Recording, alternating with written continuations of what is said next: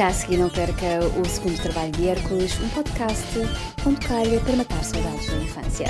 Sérgio e Duarte.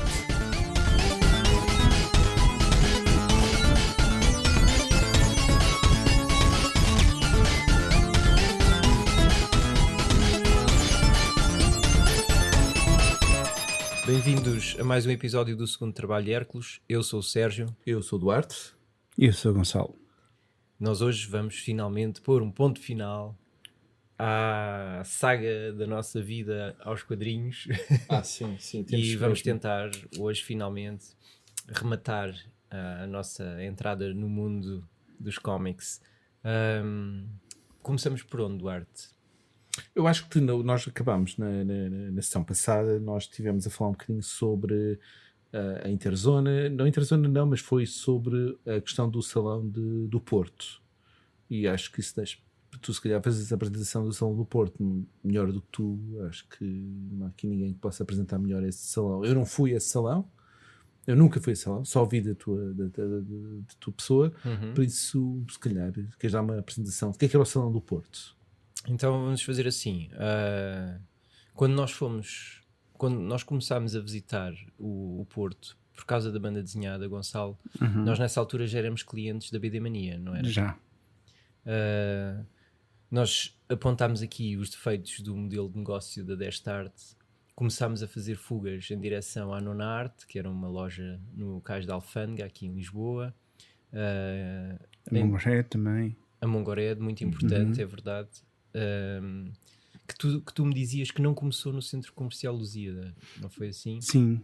Eles tinham tinham um espaço numa loja de jogos de estratégia, ou Warhammer, coisas assim do género, chamada Lobo Branco, em Campo de Ourique. E claro que pelo meio nós visitámos muito o Xenon, a livraria Tema, não é? Que era o nome da empresa que vendia paperbacks, jornais, revistas de importação e a dada altura também cómics. E houve mais algum sítio onde nós tivéssemos tentado fugir à Destart? Das Caninhas do Duque, talvez, não, mas estávamos um bocado circunscritos ao que havia em Lisboa e àquilo que nós conhecíamos da nossa experiência de colecionadores de cómics. Agora, nós os dois visitámos o salão de banda desenhada da Amadora em 94. Sim. E lá encontramos um stand que dizia Más Companhias Cómics ainda. As Más Companhias Cómics, tanto quanto nós sabemos, na altura não eram mais do que uma vivenda em Cascais. E daí a uns meses depois do Salão da Amadora eles abririam uma loja chamada BD Mania na Rua Gomes Freire. Muito perto onde nós estamos. Muito perto. Mas o próprio encontrar dessas Más Companhias Cómics na Amadora tem coisas para contar, não é? Foi nesse salão que nós comprámos coisas como Kindred, Wildcats número 1, tudo aquilo que era muito difícil de encontrar na Destart e que nós sempre andámos a querer. Todos os títulos mais mal escritos e mais mal desenhados dos estúdios do Rob Liefeld, do Jim Lee e outros estavam à venda no stand das Más Companhias Cómics. Sim, Sérgio, eu até te digo que mais do que cómics, foi, se não me falha a memória, foi daí de onde tu trouxeste também os action figures do Spawn, os teus primeiros. Eu lembro-me que também nesse salão eu comprei alguns packs de trading cards do Deathmate, isto na esperança que me saísse uma carta mais rara que me pudesse valer a minha independência financeira, porque era o que a Wizard me dizia que certamente iria acontecer. Claro. Mas sim, há muita coisa que começa nesse salão. Tu já tinhas tentado visitar as Más Companhias Cómics em Cascais, ou não?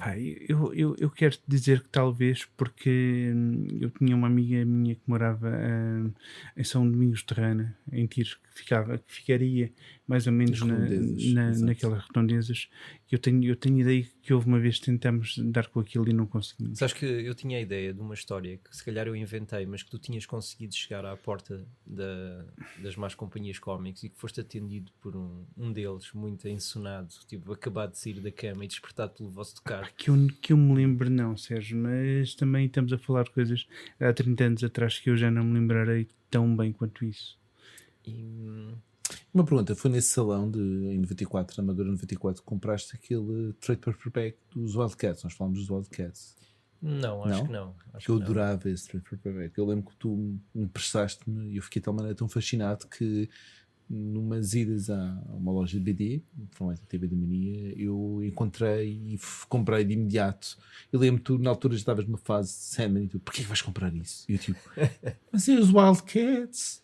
Sim. Yeah. Eu associo muito a memória desse paperback a ti, porque eu sei que tu foste um leitor entusiasta do Brandon Shaw e do Lee. Eu lembro que tu chegaste ao pé de mim e dizias, já viste o que é que a DC está a fazer com o Grifter? E eu depois comprei alguns one-offs. E tu herdaste o The Kindred, da minissérie que eu comprei lá no salão da Amadora em 94. É verdade, ainda tenho lá. Desenhado pelo Brad Booth. Yeah. Mas pronto, durante então, diria, os anos em que a BD Mania viveu na rua Gomes Freire, foi também a altura em que nós começámos a fazer visitas à Senhora da Hora, onde havia uma vivenda também. Estas vivendas e o início das lojas de cómics deve ter alguma relação. E nessa... Mas antes de irmos, tu foste ao festival. É verdade. Ainda te lembras como é que tu tiveste acesso ao salão? Foi mais um famoso... O teu pai eu contei no episódio passado que eu andava na Destarte a namorar o catálogo do 7º Salão Internacional de Banda Desenhada do Porto. De 93. Ok. Eu só visitaria pela primeira vez o Salão do Porto em 95, que era o 8º salão, porque o salão era de 2 em 2 bienal. anos, exatamente. Mas o catálogo, que eu, como disse, provavelmente nem sequer tive que pagar por ele, eles provavelmente deixaram-me levar o catálogo lá da Destarte, intrigava muito. Há aqui coisas que não era habitual ver à venda na Destarte. Havia aqui Julie Doucet, o Thet, Joe Sacco, tudo autores que eu não fazia ideia de onde vinham, o que faziam. Peter Cooper, Daniel Klaus, e na altura eu nem sequer sabia o que fazer disto. Tudo o que eu sabia é que havia um salão de banda desenhada no Porto que eu estaria interessado em visitar, e isso acontece em 95, e o que eu vou lá descobrir é um mundo inteiramente novo para mim.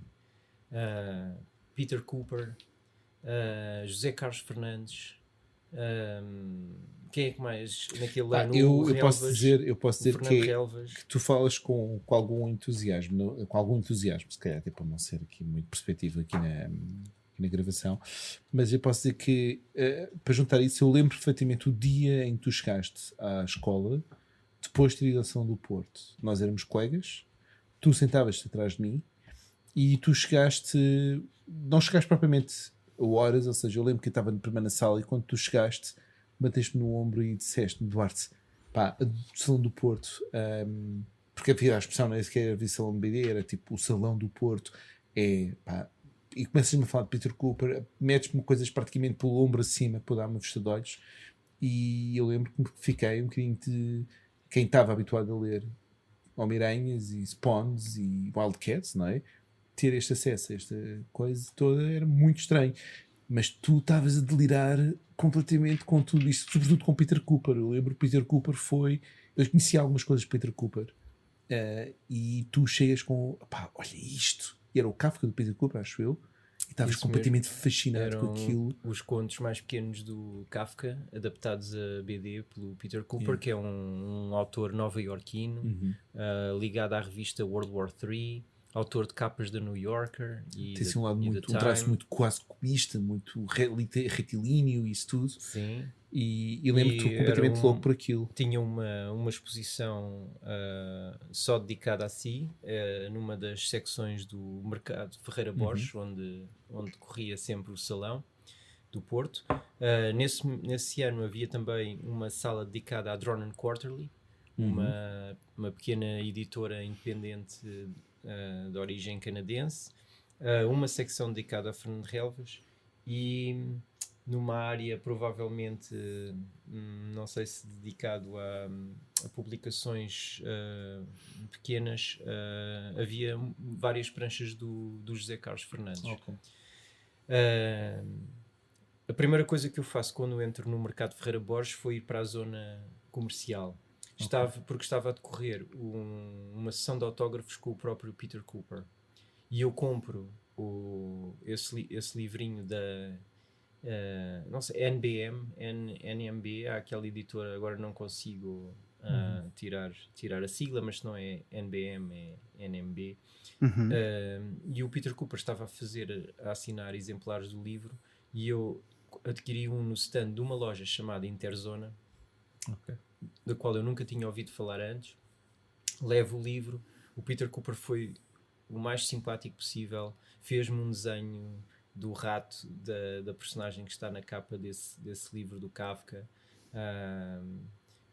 Estava disponível para estar à conversa connosco enquanto desenhava sobre BD, sobre a ilustração que ele fazia para as revistas, e a exposição dedicada ao Peter Cooper, para onde eu depois segui, depois de ter o livro autografado, era muito, muito invulgar, porque não tinha só BD, também tinha peças de fine art, tinha peças da arte do Peter Cooper, janelas que ele próprio nos vidros coloria com o seu estilo de ilustração, máscaras com um ar tribal, mas não eram mais do que os desenhos do Cooper transformados em peças tridimensionais.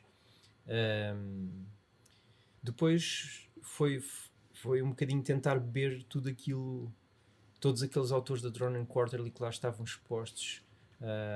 Foi ver pela primeira vez as pranchas do Fernando Relvas, que eu achei que já estavam com um nível de qualidade que eu nunca tinha visto na BD portuguesa.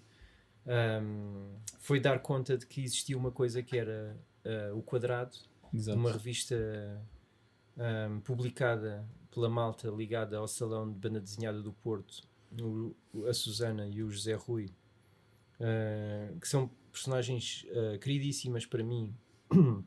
Eles tinham um estúdio de design na Senhora da Hora que fazia às vezes de estúdio de design e de outras vezes de loja de banda desenhada, que era a tal Interzona, e eles os dois desenhavam uma revista chamada Quadrado, e que nesse ano se prestou como o catálogo do salão desse ano. Foi aqui que eu li pela primeira vez o Tomini, um dos autores da Drawn Quarterly, que eu depois passei imediatamente ao Gonçalo, este conto, o Sonambulismo, uma história de 94 do Adrian Tomini, que eu sei que o Gonçalo também adorou. Ele não se levantou do meu sofá naquela tarde enquanto não acabou de ler a história do Tomini. Foi aqui que eu li pela primeira vez, se não neste número, num dos números do Quadrado, o José Carlos Fernandes, e começou aqui, para mim, a última grande revolução na minha vida ligada à banda desenhada. Os autores que eu vim começar a ler neste processo, Joe Matz, Theth, e depois toda a Fantagraphics, o Chris Ware, o Daniel Klaus, tudo começou aqui neste Salão do Porto, e foi uma revolução para a minha vida de leitor de BD, da qual eu não saí mais, e ainda hoje eu sou leitor destes autores. E quando vim para Lisboa fiz o favor de vos passar estas coisas. Então deixa-me lá voltar aqui um bocado atrás. Tu dizes-me que o salão foi em 95. Tu lembras-te em que mês? Era aqui, era outubro. Acho que era outubro. Era outubro, sim. Outubro? Não 94, 95? 94 foi aquele onde nós fomos ao Salão da Amadora e encontramos as más companhias cómicas. Este foi no ano a seguir. Então... Pronto, também para me situar onde estava, porque em 95 já estava na Força Aérea, e foi quando nós começámos a ser clientes em força na BD Mania e na Mongolete, principalmente essas duas. Depois, quando tu vens do Porto e me apresentas o Peter Cooper e o Tomine e o Seth e o Chester Brown e esses tipos todos, pá, também a minha visão sobre a BD muda bastante. Para nós a BD era aquilo que nós conhecíamos, a BD entenda-se cómics, não é? Era aquilo que nós conhecíamos do que vimos nas lojas onde fazíamos as nossas compras, e embora houvesse um catálogo inteiro que nós líamos, eu não vou dizer religiosamente, mas nós líamos insularmente as partes que nos interessavam na previews, que era aquilo que a Image lançava, aquilo que a Marvel e a DC lançavam. Depois haviam as outras 600 páginas que para nós durante muito tempo estavam lá a fazer espaço, para nós não nos diziam nada. Todas as outras 500 editoras que existiam, que lançavam coisas esquisitas que nós não tínhamos interesse nenhum em sequer descobrir o que era. E pronto, e um dia foste tu a primeira pessoa a dar o primeiro passo nesse sentido, e tudo muda quando estes autores todos entram na nossa vida. E acho que, por muito que eu ainda hoje gosto de super-heróis, acho que desde que tudo isto começou a entrar também no meu imaginário, já não tenho tanto apreço por super-heróis hoje quanto tinha na minha infância. A visita ou as visitas que nós começamos a fazer a dada altura à Senhora da Hora para a livraria deles, chamada a Interzona, no fundo começam a ser tão importantes como o que se veio trazer deste salão em particular. Sim. Depois o que lá está dentro, o mais importante para mim é provavelmente o Comics Journal. Sim. Claro que é um bocadinho irónico dizer que uma publicação noticiosa sobre cómics é mais importante que as próprias obras, obviamente que não é, mas é que dentro daqueles Comics Journals, e eu trouxe em grande quantidade números do Comics Journal da Interzona, está uma coisa que eu nunca vi acontecer em mais nenhum outro sítio. Estamos a falar de entrevistas na ordem das centenas de páginas. Sim. Completamente profundas, completamente dedicadas a autores que para nós passaram a ser os mais importantes da nossa vida. Era ali que se iam encontrar entrevistas profundas ao Dave McKean, ao Neil Gaiman, ao Alan Moore, ao Peter Cooper, ao Daniel Clowes, ao Chris Ware. O Comics Journal tornou-se uma escola para mim de história da banda desenhada. Mais uma vez, é daquelas coisas que eu me recordo na tua mala, a estar sempre presente, quase como uma bíblia, que mudando mês a mês, um Comic Journal que de vez em quando obrigavas-me a ler nas aulas. Li isto, falei em entrevista. Lá estava eu a ler a entrevista a Bart Spiegelman, se calhar, ou outros mais, em que ótima referência. Um bocado, e depois mais tarde nós encontramos os dois talvez uma tentativa de fazer um salão de Lisboa, não foi? Na antiga Biblioteca de Lisboa, nos Olivais. Sim, quando começou o salão de BD e Ilustração de Lisboa. Exatamente. Nós depois fomos ouvir... Debaixo da direção do João Paulo Coutrinho. Exato. E um dos polos importantes do salão de Lisboa era o Palácio do Contador Mor. Onde se ficava a biblioteca. Exatamente. E nós para aí em 97 ou 98 talvez. Eu ia apontar 97. 97. O salão de banda desenhada de Lisboa traz aqui o Gary Groth. Exatamente. O Gary Groth era um dos fundadores e hoje o único diretor fundador vivo da Fantagraphics Books. A Fantagraphics tinha um critério editorial implacável só para publicar autores do que eles consideravam ser o mais alto calibre dos cómics. Foram eles que começaram a publicar os Irmãos Hernandes e a famosa série Love and Rockets. Mas lá estão obviamente as obras completas do Robert Crumb, lá está o Acme Novelty Library do Chris Ware, lá está uma das maravilhas da banda desenhada contemporânea, que é o 8 Ball do Daniel Clowes. O Black Hole do Charles Burns, é verdade. Wait, do Peter Begg. Tudo, há talvez 80% do quem é quem da BD alternativa americana está na Fantagraphics. E o Gary Groth veio a Portugal por causa desse salão, que tinha uma secção dedicada à Fantagraphics, e eu e o Eduardo tivemos o privilégio de ficar horas, 2, 3 horas no jardim do Palácio do Contador Mor à conversa com o Gary Groth. Mas esta conversa tem uma parte cómica, porque o Sérgio a falar com o Gary, se quem não sabe este detalhe, Gonçalo, eu vou-te contar, o Sérgio está a falar com o Gary Groth e está Sérgio, não é? A falar, naquela entrevista que se falou nisto, ou aquela publicação que foi feita em que há uma cor, tinhas falado. E é uma altura que eu pensei, estou aqui sem falar nada, vou dizer qualquer coisa. E o Gary Groth fala do Melville do Moby Dick. E eu, E nós, há um tempo atrás, semanas antes, tínhamos feito piadas do Moby Dick em relação ao meu pai, que era a procura da pessoa famosa baleia branca.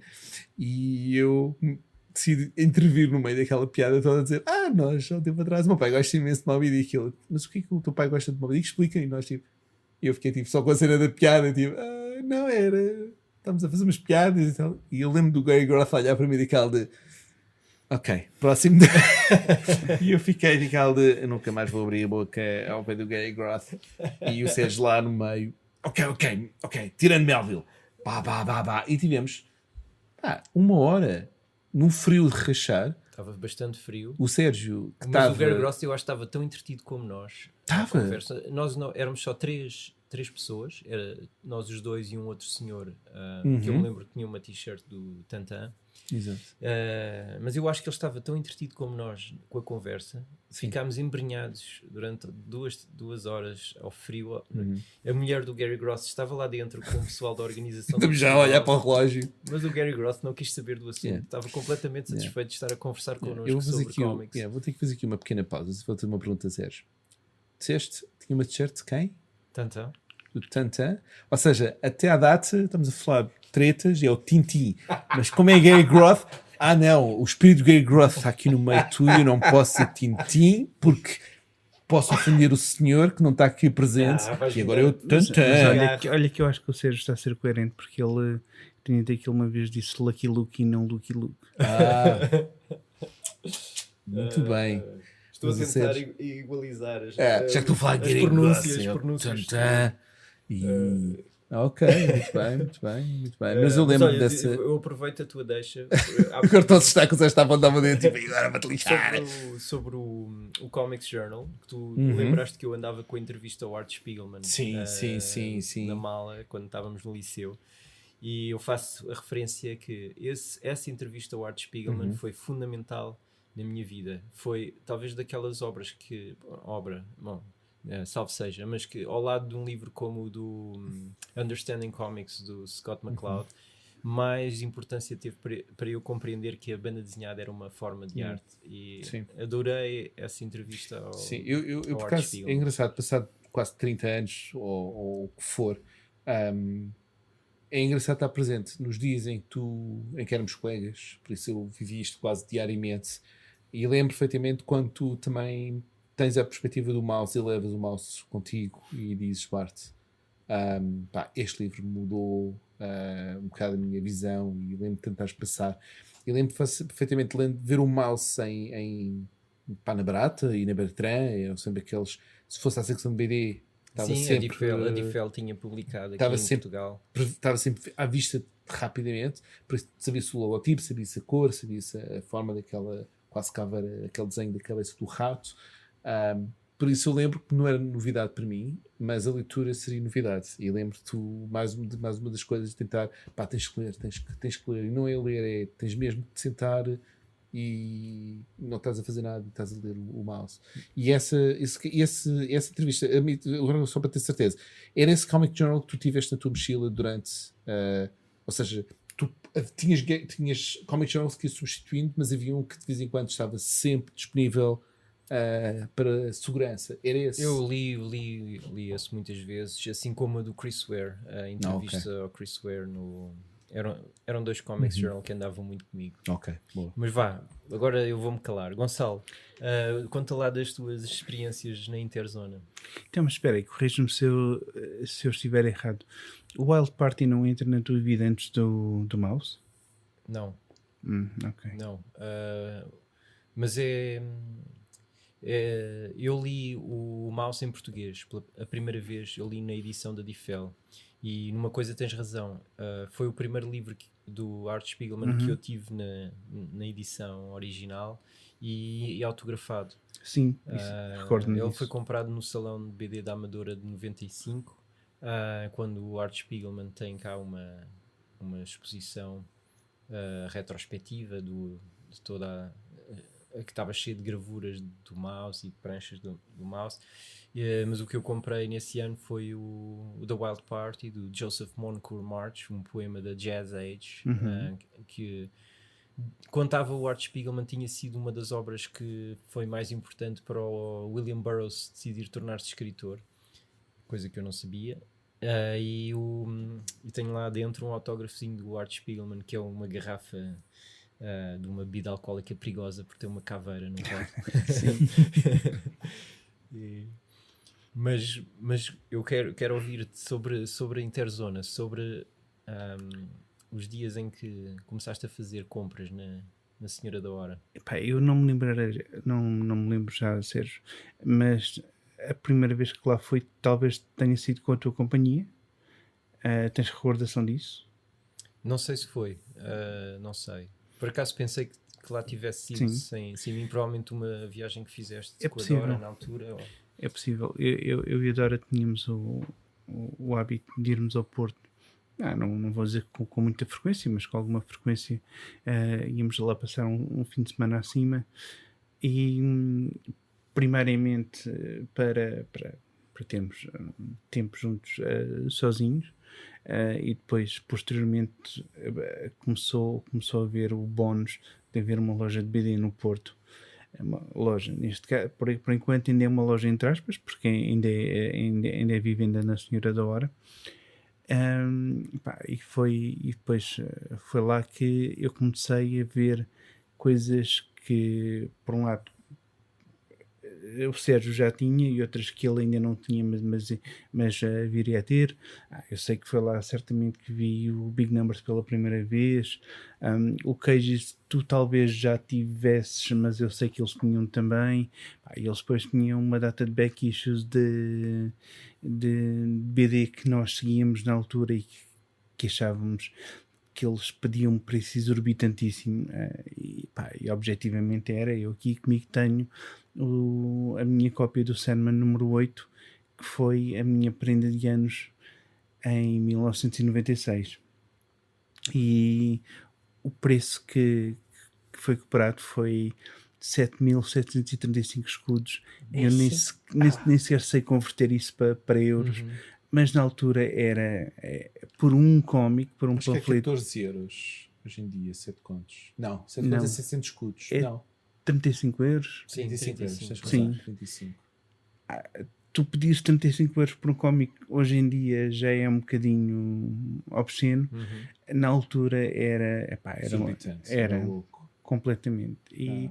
Só que para mim o Sandman número 8 era a primeira aparição da Death e foi uma prenda de anos que eu não pedi, mas que me quiseram oferecer.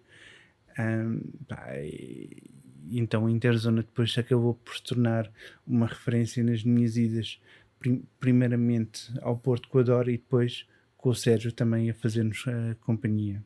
Tu apontas bem que as primeiras compras que nós fizemos ainda foram, tanto quanto possível, familiares.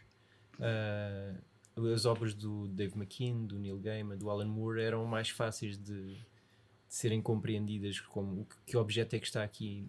Foi de lá que eu trouxe quase toda a série do From Hell, do Alan Moore e do Eddie Campbell. Tens toda a razão, é de lá que vem o Cages, a mega obra do Dave McKean.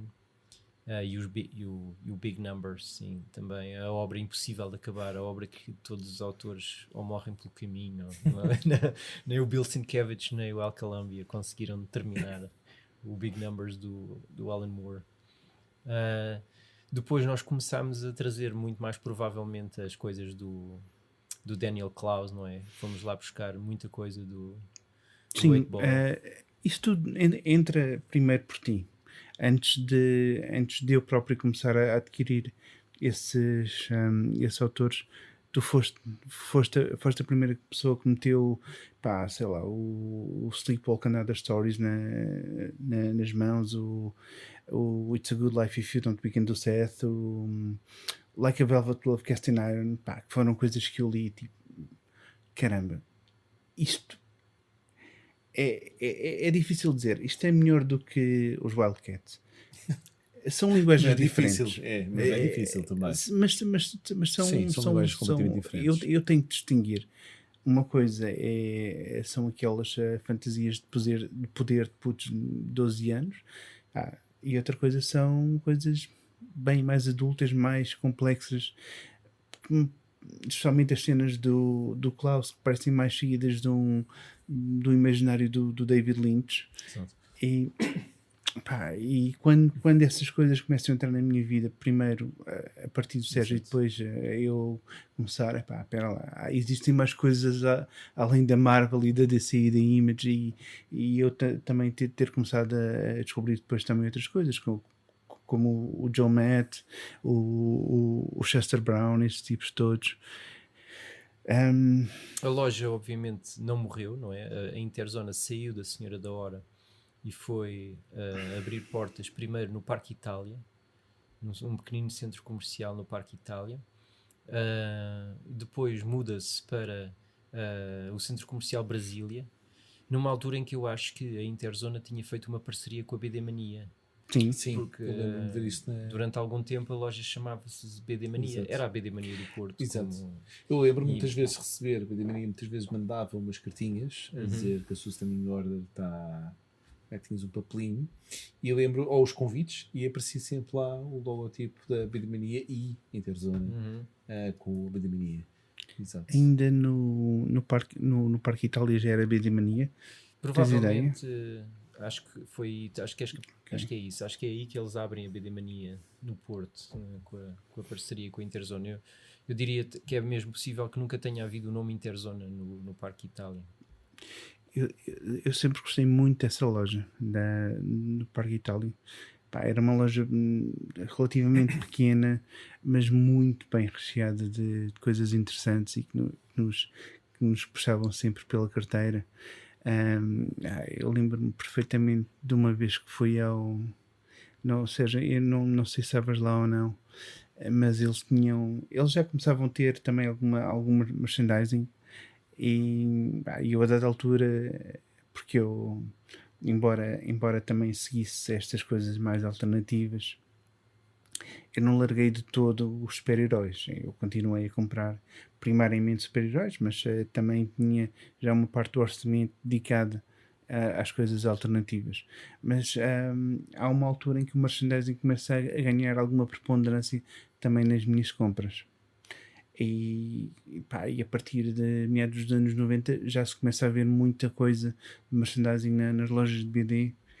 E uma vez que fui à BD Mania do Porto, eles tinham lá um chapéu do Hellboy, um cap. Exato. E eu, que na altura estava profundamente viciado em Hellboy, pensei, eu vou comprar este chapéu. E comprei, fiz as minhas compras, comprei o chapéu e depois meti o chapéu na cabeça e ele não me servia. E há muitas coisas, eu já me pintei de muitas maneiras, mas nunca na minha vida me tinha pintado como um cabeçudo antes. Eu fiquei tão... Mas pronto, era o chapéu que era pequeno, ok? Exato. Na minha cabeça que é grande. E o chapéu tinha o quê? Tinha o símbolo do BPRD? Não, ou era tinha o Hellboy? o logotipo do Hellboy. Da mão, não é? Aquele que tinha a mão. Não, só do Hellboy. Okay. Eu achava que ia ser bué da cool, porque andar na rua com o boné do Hellboy. Eu sei bem a loucura dos bonés. Você sabe bem a minha loucura do boné, que uma vez foi aos Estados Unidos e pela primeira... Foi em 96, fui aos Estados Unidos e vi lá uma coisa que era nova, no centro comercial, podias fazer os teus bonés. E eu, uau, e lá, podes escolher uma frase. Eu, uau, vou escolher. Eu estava em artes. Na turma de artes. E então disse, quem que escreva artes, artis, e eu, ok, então tinha um boné preto a dizer artes. Se me dizes na altura se eu achei que era super cool, até era super cool. Mas imaginar, vindo isto de fora, se eu visse um miúdo andar na rua com um boné a dizer artes, eu dizia, acho que vou dar-lhe um carolo àquele puto, vou dar-lhe uma belinha, que aquilo do chapéu vai voar logo na cabeça. E ainda hoje lembro desse chapéu e eu acho que ainda deve ter lá em casa. Achas que isso ainda sobrevive? Epá, eu acho que nunca deitei fora só pela ligação à viagem e toda a cena do horror de usar esse chapéu. Eu vou fazer uma menção repetida aqui à revista Quadrado. Outra vez? Porque o José Rui, da Interzona, tinha um cuidado extraordinário com o conteúdo da revista Quadrado, que eu acho que foi a melhor revista de banda desenhada que se publicou em Portugal, tanto com bons artigos de análise dos cómics, como com novidades, com traduções de pranchas da BD, como já dissemos, do Adrian Tomini, do Cooper, etc. Também se publicou aqui muita coisa do José Carlos Fernandes. E depois isto acabou por dar origem a uma coleção de BD que era o Quadrado. Que era o Quadradinho. Quadradinho, exato. Uns livrinhos de poucas páginas, mas onde se publicou o Fagundes, o Relvas, o José Carlos Fernandes, e que também é digna de nota. E já agora o folhetim informativo da Interzona, que me chegava a casa pelo correio, assim como a todos os clientes da Interzona, e que também era delicioso graficamente e também pela quantidade de sugestões de boa BD que lá vinham todos os meses, ou quase todos os meses. Portanto, eu só tenho a melhor impressão da equipa da Interzona no Porto, e foi para mim a melhor escola possível da banda desenhada numa altura em que mais importava que ela aparecesse. E achas que foi, vamos dizer, há bocado nós em episódios anteriores falámos do Sandman, falámos um bocado desta transição, então achas que tiveste, vamos chamar, 3 fases, não é, de avanço para o teu cómic, não é? A fase de super-heróis, a fase Neil Gaiman / Alan Moore, e logo a seguir não se pode falar de um artista, não se pode falar de um estilo, mas pode-se falar da Interzona ou do Salão do Porto. Sim, a entrada é a familiaridade com os super-heróis, é isso que nos faz ir à Destarte. Exato.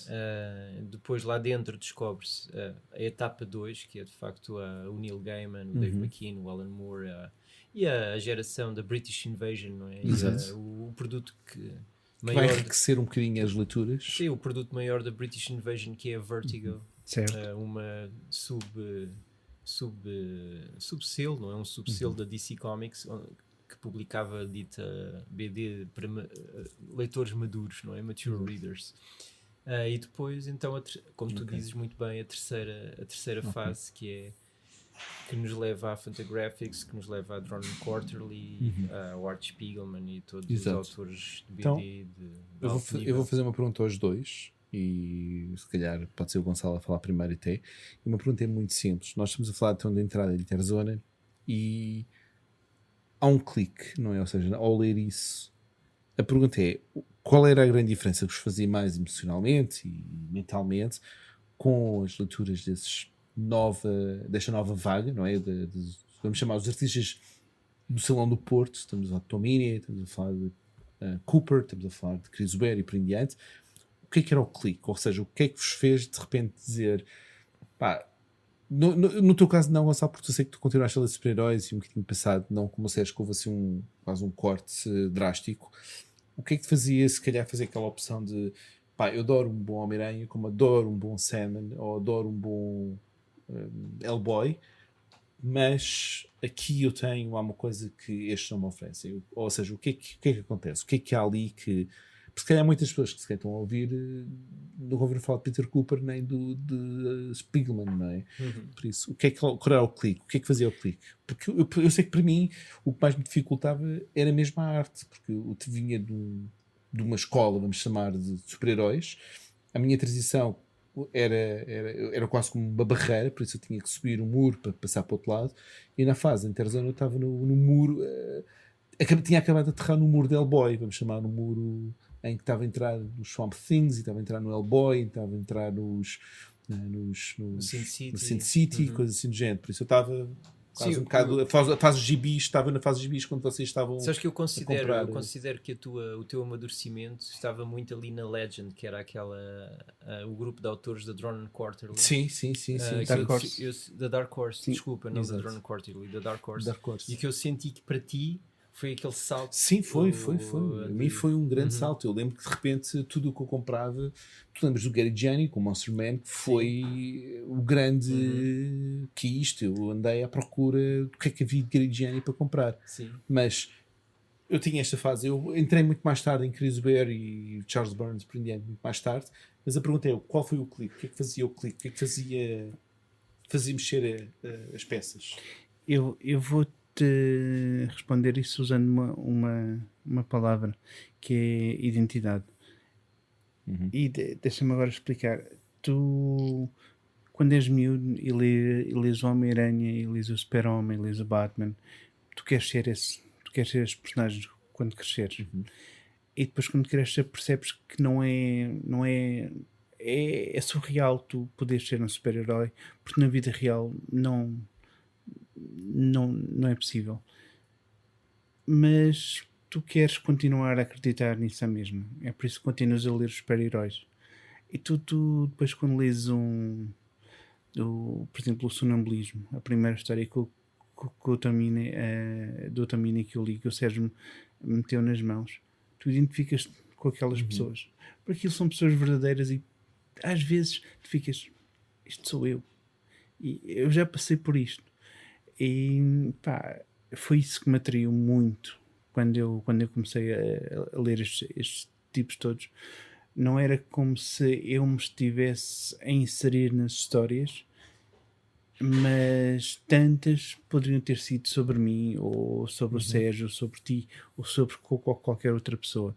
Pá, há coisas, especialmente, e vamos mexer aqui no Daniel Klaus, ele é muito peculiar, ele tem uma imaginação muito específica, e se uma pessoa se disser que se identifica com uma história dele, a não ser que seja de um Dan Pussy ou uma coisa assim, que é mais baseado numa realidade, ainda que de certo modo vá exagerada e adulterada, mas há muitas histórias dele das quais tu não te vais conseguir identificar com um personagem. Mas tipos como o Seth, como o Chester Brown, como o Joe Matt, somente certas coisas mais específicas do Joe Matt, como o seu fascínio por pornografia, não que eu tenha, mas quem tiver nada contra, claro está.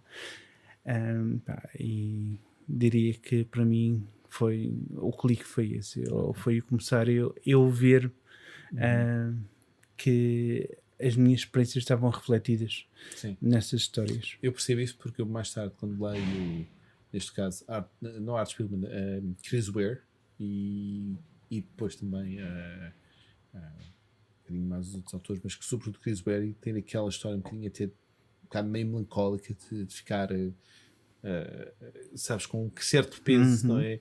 Ou seja, aquela sensação de comparação. A morte da Mary Jane, a morte da Gwen Stacy já não me afetava tanto, e já os dramas humanos e coisas mais pequeninas que não tinham ligações de morte, mas eram mais de partir do coração, com alguma tristeza, e isso deixava-me um bocado até de quero ler, quero continuar a ler, quero continuar a saber. E depois o fascínio também, neste caso o meu era sobretudo um fascínio muito virado depois para o design, para a composição da página, toda a parte, isso. E agora passa a bola para o Sérgio. Qual foi o clique? O que é que te fez de repente dizeres gosto muito de... é difícil dizer gosto muito de Neil Gaiman e agora vou gostar porque não vou fazer isso, mas vamos fazer... Gosto muito do Mike Mignola e estou a comprar umas cenas assim estranhas, mas há aqui um clique diferente com Art Spiegelman ou com Chris Ware. Alguma coisa na idade também me preparava para começar a deixar de querer ler fantasia escapista, talvez. E aí o Gonçalo tem toda a razão. Há uma ressonância emocional que aquelas obras traziam, que não era a norma num cómic de super-heróis. Depois também nós no fundo já estávamos ali com 1, 2, 3 aninhos de prática de desenho. Havia também um interesse técnico na linguagem, o desenho. Eu fiquei muito encantado primeiro pela diferença de autores como o Dave McKean. Sim. E depois eu acho que para mim o culminar desse amor pela técnica é o Chris Ware, não é? Que faz tudo, absolutamente tudo sozinho e à mão, desde o lettering mais embrincado e de uma capa a fazer lembrar uma coisa vinda dos anos 20. Exatamente. Da América, saber que tudo aquilo todas as cores foram escolhidas com cuidado, o tipo que foi aprender técnicas de caligrafia e de lettering manual para atingir aqueles resultados. Mas essa técnica não valeria nada se ela não viesse também acompanhada por boa narrativa, por essa ressonância emocional. O Chris Ware consegue trazer um pathos terrível e o humor negro, aquelas figuras que nós temos, por exemplo, no Jimmy Corrigan, no Rusty Brown, o Chalky White. Existe ali uma forma mordaz de representar o falhado da sociedade americana contemporânea, que nos remexe nas entranhas, mas ao mesmo tempo nos obriga a uma gargalhada. Pronto, há toda uma... É um espectro muito grande para te dar uma resposta só. Porque entre a investigação histórica de uma obra como o Berlim, do Jason Lutz, entre o humor negro de um Chris Ware no Jimmy Corrigan, estamos a falar de um leque de talentos. Eu lembro com Chris Ware, a minha evolução com o gosto com Chris Ware, que começa... Tu mostrares o Jimmy Corrigan, que muitas vezes pensava que era Billy Corrigan, que era o vocalista do Smashing Pumpkins. Eu sou o vocalista do Smashing Pumpkins, fantástico. Smart lá, não sabia, ainda por cima o gajo era careca e o outro também era careca, e eu, uau, é a mesma personagem. Por que não? E então eu lembro-me de, quando passaste para a mão, aquilo que me fascinava muito mais era uma daquelas pequenas short stories que ele tinha, muito um bocado com aquele estilo de Crazy Cat e Ignatz. Tinhas aquela famosa do robô que fica à espera do astronauta que se vai embora. E ele fica a apodrecer e a envelhecer, e depois ele chega e aquilo já está completamente... já não sei onde é que ele está, porque ele está tudo rodeado de vegetação. Eu lembro que eu olhei e disse, isto é fantástico, isto é lindíssimo, mas eu gostava muito mais das coisas que não tinham uma componente histórica. E é quando começo a dizer, ok, vou dar uma hipótese nisto, e que fico completamente fascinado. E como Chris Ware, no meu caso, e Sérgio já bem disse, eu tinha muito uma certa restrição de budgets, por isso eu tinha um budget muito limitado. E lembro-me que há um dia que foi de melhor felicidade do Sérgio. O Sérgio estava todas as oportunidades que havia de festa de anos ou Natal. O Sérgio, tenho aqui uma coisa para ti. Ou era o Mundo Fantasma, não é? O Ghost World, ou era um G. Carlos Fernandes, ou era algo assim diferente. E lembro de um dia que chegou ao Sérgio e disse: vou fazer uma standing order para o Berlim. E o Sérgio fica: sério, Jason Lewis, boa. E eu, na altura, estava a ler The Dreaming, por isso eu já estava num ponto em que estava-me a custar imenso voltar para trás, tipo, dizer, ok, agora vejo um Homem-Aranha, tipo, não, eu estou a ler o The Dreaming com aquele peso da consciência de porque é que eu não li isto, porque é que eu não li isto antes, porque é que eu não li Sandman, porque é que eu não tive a ler Sandman na altura que ele estava a sair, porquê? Então a minha oportunidade foi no The Dreaming e todos os arcos da DC que estavam a ser fascinantes, e de repente eu digo ao Sérgio, vou fazer uma standing order com Berlim, que já era um bocadinho de um livro com uma capa cartonada, com um papel com maior gramagem, com os desenhos de Jason Lutz, que eu fiquei fascinado. Ainda hoje me fascina, como tu sabes. Então e agora, Gonçalo, eu acho que fazia sentido nós não terminarmos esta história sem falarmos na Mongored, que, sendo diferente da BD Mania e sendo diferente da Interzona, também trouxe uma forma de BD muito idiosincrática, uma forma de olhar a BD. Sem dúvida que sim, Sérgio. Se pensarmos isto como um triângulo onde tínhamos a BD Mania, a Interzona e depois a Mongored como sendo o último dos vértices, talvez não tenha sido tão importante no desenvolvimento da nossa história quanto as outras, mas foi importante de qualquer maneira, por coisas que já falámos. Foi lá que comprámos o Good Omens do Pratchett e do Gaiman, também o Lavey, o Necronômico, essas coisas todas mais esotéricas. Mas eles depois também, o Tiago, que era talvez ainda seja o dono da loja, sem existir, ele tinha uma seleção de BD diferente, era mais curada aos gostos específicos dele, e foi lá onde nós trouxemos, lembras-te do Death Dealer da Verotic? Uau, sim. Esqueci desse. Com uma capa fantástica do Frank Frazetta, sim. Yeah. A Verotic que era uma editora do Glenn Danzig. Exatamente, do Danzig. Um dos icónicos líderes do The Misfits. Sim. E também uma enorme carreira a solo. E tinha arte do Liam Sharp, se não me falha a memória. Liam Sharp, é isso. O livro em si era maravilhosamente ilustrado. Se portares o que é que aconteceu lá, não te saberei dizer já, mas provavelmente pessoas esquartejadas. Sim. Nós comprámos onde? Foi da Madeirinha ou foi no Mangoretes? Porque eu comprei no mesmo dia que tu compraste. Eu comprei exatamente no mesmo dia.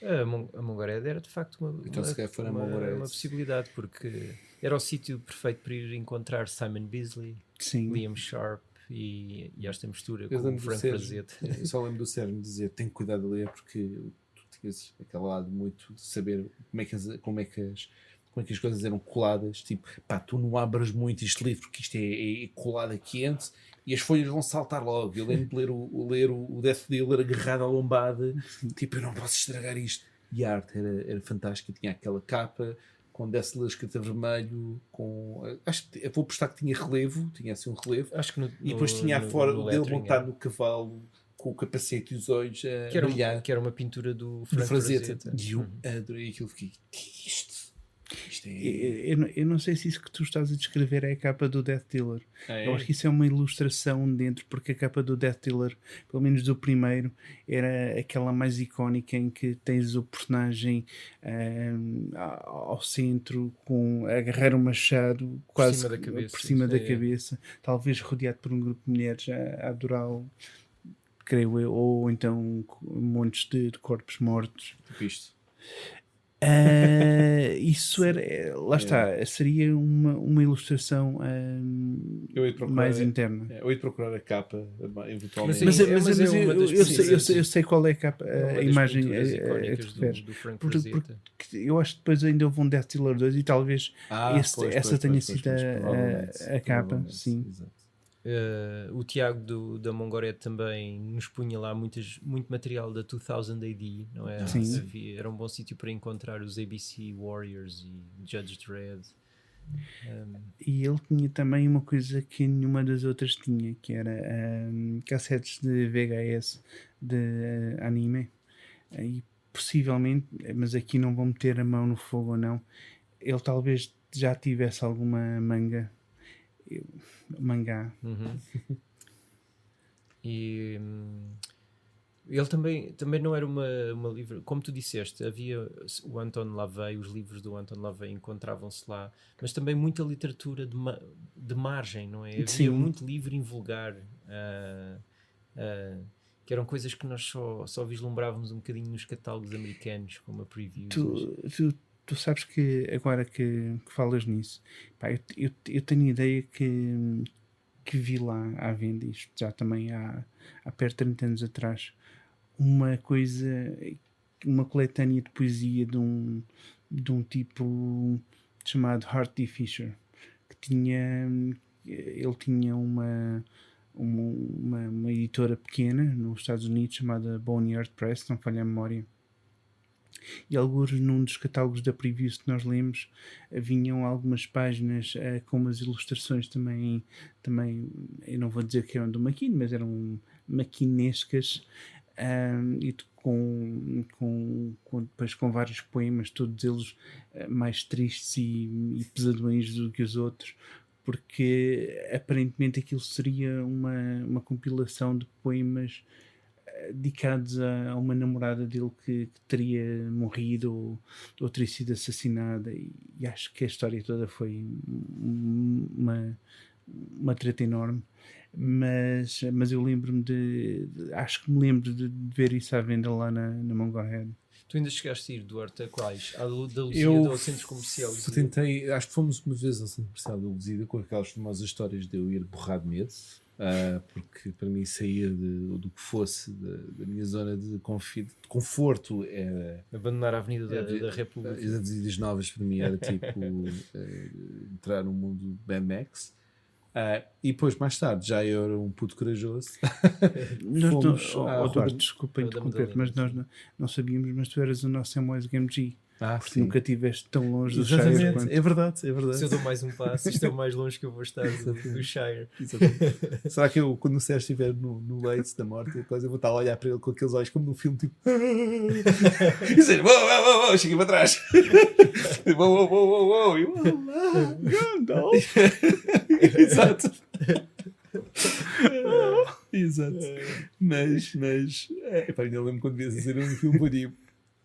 Vocês vão se beijar, não vão? Não, mas e lembro mais tarde, então fui contigo quando a loja abriu na Rua da Madalena. E aquilo era um grande foco de Dungeons and Dragons, não. Também havia Dungeons and Dragons, Magic the Gathering. Eu lembro-me de chegar lá e ver logo algumas mesas postas e pessoas a jogar, e eu na altura tinha aquele lado de geeks, e quando era o maior deles todos, e mais tarde depois joguei, mas eu lembro de estarem a jogar e nós ainda fomos lá, damos uma vista de olhos na loja, não lembro de termos comprado nada, se comprarmos foi Death Dealer lá. Mas lembro de ir a única vez a essa loja. Há uma coisa que eu gostava dessa loja, porque até esse momento as lojas que nós tínhamos aqui em Lisboa não tinham muitos back issues, não era, sim, não era um sítio onde tu fosses encontrar números realmente desejáveis do Sandman ou sei lá, os runs do Daredevil da Innocent e do John Romita. Mas o Tiago começou a fazer visitas a Londres para ir comprar bastantes back issues e depositá-los na loja. Então nós arranjámos lá uma série de números do Sandman. Pois é, isso que eu ia perguntar, o que é que vocês compraram lá de back issues que se lembrem? Para Sandman, no teu caso? Sandman, sim. Os números antigos que eu tenho não são muitos, mas foram todos trazidos da Mongolhead. Não pagaste 7 contos pelo número 8? Não, por acaso não. Os preços londrinos eram bons. Para quem lá morava. Sim. Eram melhores que os da Interzona. Sim. Que eu me lembro de ter trazido lá. Sei que eu na altura estava a comprar o Bone do Jeff Smith porque a Image começou a editar aquilo, e depois eu quis comprar os back issues, e não eram fáceis de encontrar. Depois ele começou a tê-los também. Que mais? Eu tenho ideia que talvez tenha apanhado também mais qualquer coisa independente também, porque ele também tinha, não tão em foco como na Interzona, mas também tinha alguma coisa assim. E há alguma coisa que estejamos a esquecer, Gonçalo, ou não, na nossa história? Nesta fase creio que não. Eu não sei se já mencionámos isto em episódios passados, mas nesta altura, 95, acontece uma coisa relativamente importante na BD, que é o colapso da indústria dos cómics nos Estados Unidos, em que a Marvel inclusivamente declara falência, e estivemos muito perto de deixar de ter uma indústria mainstream naquela altura. Há também uma coisa muito relevante a ser mencionada, que foi algo que eu pessoalmente sei que desvalorizei durante bastante tempo, mas tu deste valor mais rapidamente do que eu, e depois quando começaste a dar esse valor e nós falámos sobre isto, eu comecei a olhar para aquilo com outros olhos. E eu refiro-me a um segmento muito específico da Wizard, que era a revista que nós comprávamos religiosamente todos os meses durante não sei quanto tempo, que tinha o tal segmento chamado Palmer's Picks, em que ele fazia foco sobre um ou então vários títulos independentes, que para mim eu olhava para aquilo, assim, é preto e branco, não me interessa, eu quero super-heróis. E tu começaste a ler aquilo e a entender aquilo e mesmo depois a adquirir os autores que o Tom Palmer Jr. Recomendava. E depois de o teres feito, e também da minha visão sobre deveria ter mudado quando começámos a entrar no mundo da Fantagraphics e da Dragon Cordial e coisas do género, também comecei a prestar muito mais atenção ao Palmer Speaks. E no teu caso, achas que há alguma coisa a acrescentar? Eu sei que há uma coisa a acrescentar, mas não daria para acrescentar agora. Acho que até, pessoalmente, até que o Festival da Desenhada Amadora, que foi muito importante a nível de... Mas a gente tem que fazer um episódio sobre isso. Festival. Mas a nível de lojas e nível de... Não, olha, o Gonçalo deu aqui o ponto final perfeito, que é o colapso da indústria. O colapso da indústria que resulta na Marvel ser comprada pela Toy Biz. Exato. Sim. E isto apenas um ano depois do Todd McFarlane ter começado na altura Todd Toys e hoje McFarlane Toys. E estes 2 anos, 94 com o nascimento da McFarlane Toys e 95 com a Toy Biz a comprar a Marvel, iniciam a indústria que vai substituir-se aos cómics e que ainda hoje vale como tal, que é o grande boom da indústria do merchandising para o colecionador adulto. Hoje é um mercado de milhões. Exato. Daí vieram empresas como a NECA, a Mezco, a Super 7, a Palisades, etc. E num momento em que a curva do consumo dos cómics desce a pique, começa a subir a curva do consumo do merchandising, das action figures, das estatuetas, os Bowen Designs, Graffiti Designs, Toy Biz, Hasbro e por aí fora. E hoje as lojas vivem mais destes produtos do que dos cómics. E portanto acho que é o sítio perfeito para fecharmos esta história. Então podemos dar descanso ao Hércules.